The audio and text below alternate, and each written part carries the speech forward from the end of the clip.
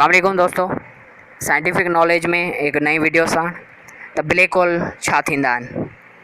दरअसल black hole जो जेको स्थल आहे उहो घणो वेझड़ में घड़ियो वियो आहे, जेको 1969 में जॉन वेलर नाले हिकु अमरीकी माहिर फ़ल्कियात उन वक़्तु मुतारिफ़ करायो जॾहिं उहो घटि में घटि 200 साल पुराणी हिकु तस्वर जी तफ़सीली वज़ाहत पेश करे रहियो हो। उन वक़्तु रवायती तौर ते रोशनी बाबति 2 नज़रिया मौजूदु हुआ।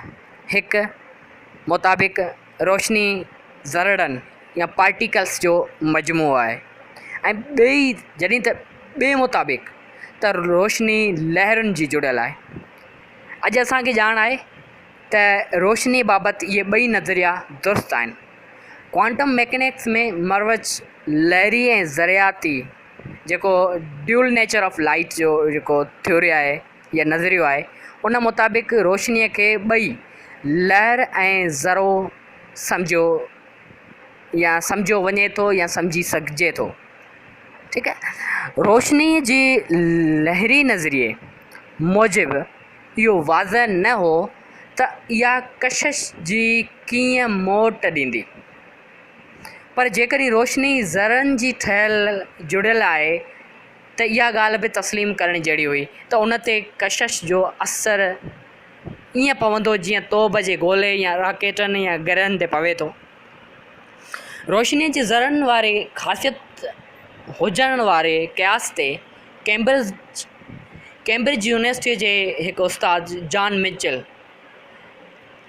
1783 में philosophical transitions of the royal society of London में हिकु पेपर शाया करायो, जंहिंमें हिन ॿुधायो त जेकॾहिं को तारो मुनासिब साइज़ जेतिरो वॾो ऐं ॻुतियल हुजे त मंझि एतिरी कशिश हूंदी जो उन मां रोशनी बि खिसकी न सघंदी। अहिड़े तारे जे मुथाशिरे तां रोशनीअ जो को बि ख़ारिज थींदड़ ज़रो घणो परे वञण खां अॻु में तारे जे कशिश शिकिल सबबु वापसि तारे ॾांहुं छिकिजी ईंदो। जॉन मिचेल इहो ख़्यालु बि ज़ाहिर कयो त मुमकिन आहे उन जहिड़ा बेशुमार तारा मौजूदु हुजनि जेतोणीकि असां अहिड़नि तारनि खे ॾिसी सघण जे लाइक़ु न आहियूं, छाकाणि त उन्हनि जी रोशनी असां ताईं पहुची नथी सघे। तंहिं हूंदे बि असां उन्हनि जी कशिश महसूसु करे सघंदासीं। अहिड़नि आसमानी जिस्मनि खे असां ब्लैक होलनि जे नाले सां सॾियूं था, छाकाणि त इहे आहिनि ई अहिड़ा कारा ऐं अंदरां ख़ाली जहिड़ा ऊंधा खूह। कुझु सालनि खां पोइ साॻी क़िस्म जा ख़्याल हिकु फ्रांसीसी साइंसदान मार्केस डी लाप्लेस खे पंहिंजे लेखे आड़िया, जंहिंजो जॉन मिचेल जे ख़्यालनि सां को बि वास्तो न हो। हिकु दिलचस्प ॻाल्हि त हिन उन ख़्यालनि जो पंहिंजे किताब the system of the world जे पहिरीं ऐं ॿिए छापे में ज़िक्र कयो, पोइ ईंदड़ छापनि मां कढी छॾियो। शायदि उन सबबु त हिन उन्हनि ख़्यालनि खे खिल जोॻो थिए सम्झियो। असुल में इहा ॻाल्हि बिल्कुलु दुरुस्त नाहे त रोशनीअ खे न्यूटन जे कशिश वारे नज़रिए मुताबिक़ तोब जे गोले जो मिसाल ॾिनो वञे, छो त रोशनीअ जो रफ़्तार मुस्तक़िल थिए थी। ज़मीन खां उभ ॾांहुं छोड़ियल गोलो कशिश जे सबबु आस्ते आस्ते ढिरो थी बीजी वरी ज़मीन ॾांहुं वापसि थिए थो, जॾहिं त उन जे भेट में रोशनीअ जे ज़रिए या फोटॉन खे लाज़मी तौर ते हिकु लाॻीती रफ़्तार सां मथे वञणु घुरिजे।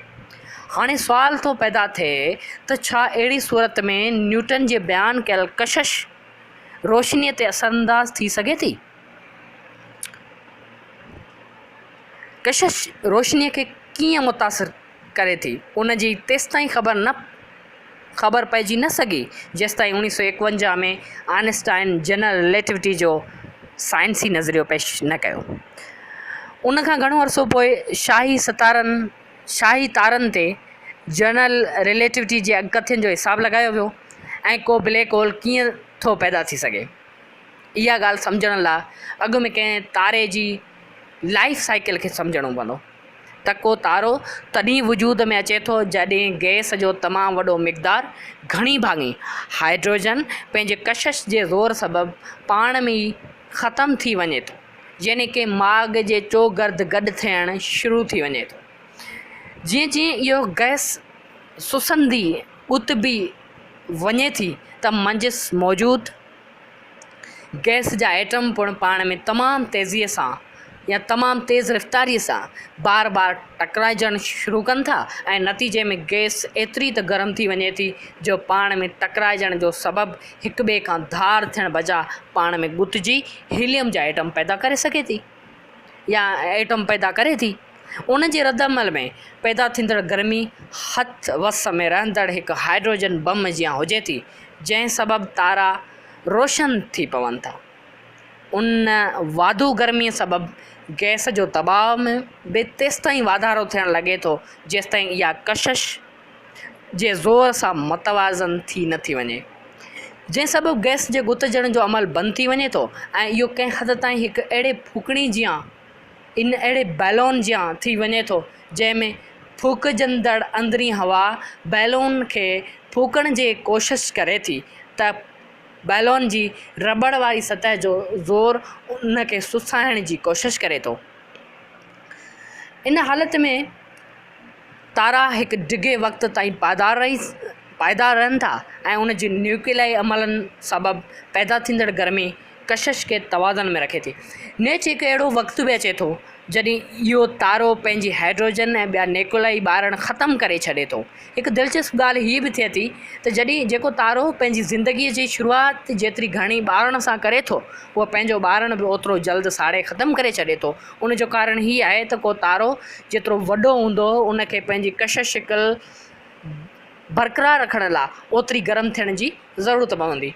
उहो जेतिरो गरम हूंदो ओतिरो जल्द पंहिंजो ॿारण साड़े छॾींदो। असांजे सिज में शायदि त एतिरो घणो ॿारण मौजूदु आहे जो अटकल ईंदड़ 5000 मिलियन माना 5 अरब सालनि ताईं रोशन रही सघंदो, जॾहिं त उन खां वॾा तारा पंहिंजो ॿारण थोरे वक़्त में 100 मिलियन मतिलबु त 10 करोड़ सालनि में ख़तमु करे छॾनि था, जेको वक़्तु काइनात जे उमिरि खां घणो घटि आहे। कंहिं तारे जी ॿारण ख़तमु थी वञण खां पोइ इहो आहिस्ते आहिस्ते थधो थियणु ऐं कुमाइजणु या कुइजणु शुरू करे थो। उन खां पोइ उन तारे सां छा थो थिए, इहा ॻाल्हि पहिरीं भेरो 1920 जे आख़िरी ॾाकिरे में सम्झी वई। Thank U very much.